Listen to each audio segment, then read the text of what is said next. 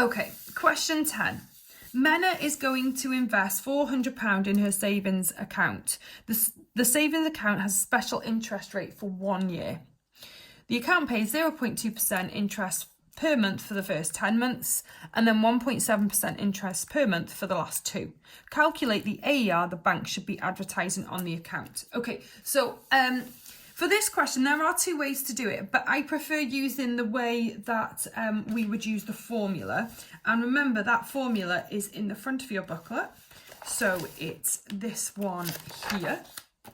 So I'm going to just jot that down.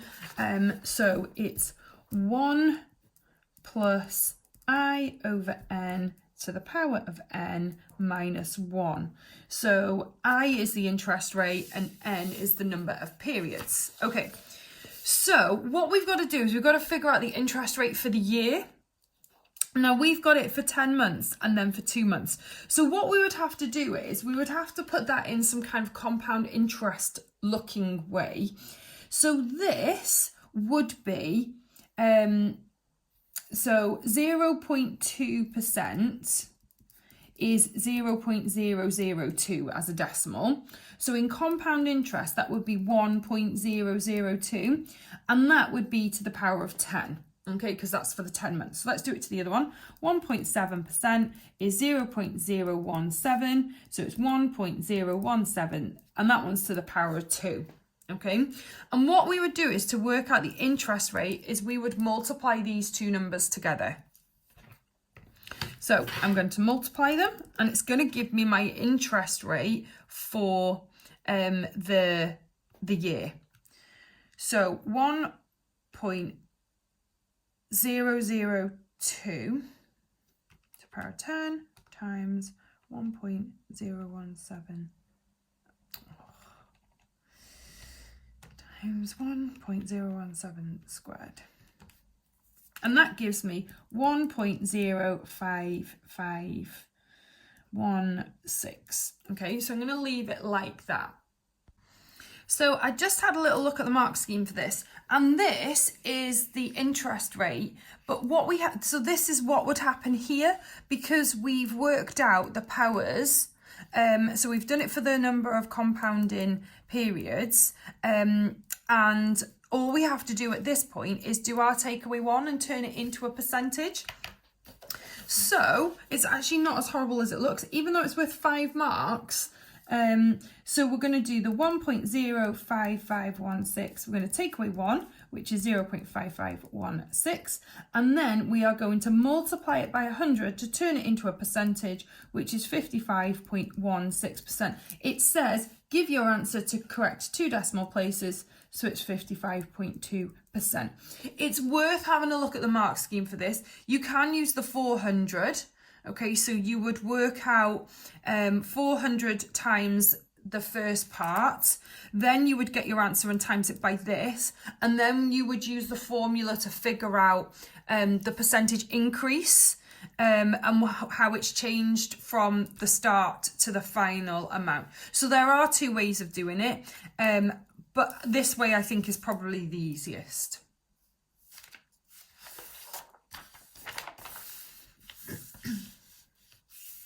Okay, the last question on the paper.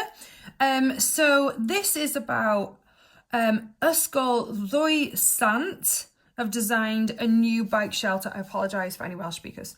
So it is made of 3 clear plastic sheets. The 2 ends of the shelter equal in size. The back and roof are made from 1 curved rectangular sheet that connects the 2 ends, okay? And it's 6 meters long. 1 end is shown below.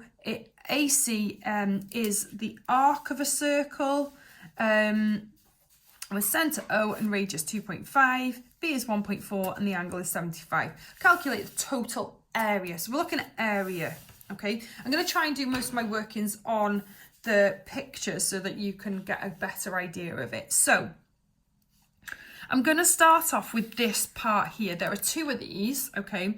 So we want to work out just this part here. So what we would do is we would work out the area of the whole sector and then we would take away the area of this triangle.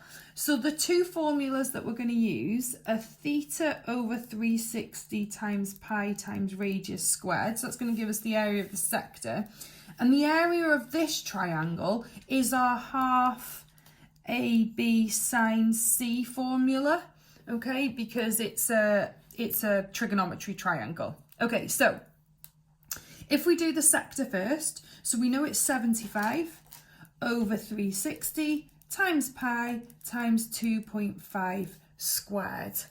Okay, so if I put all that into my calculator, so 75 over 360 times pi times 2.5 squared.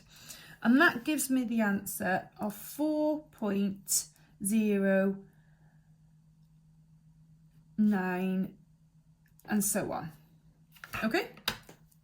Right, then if I do the area of this triangle here, so I've got half times this is A and B here, so I need to work out this missing length here. If I know the whole thing is 2.5, so all the way across from there to there is 2.5, and that's 1.4, this little length here has to be 1.1. Okay, so 1.1 and 1.4 is 2.5.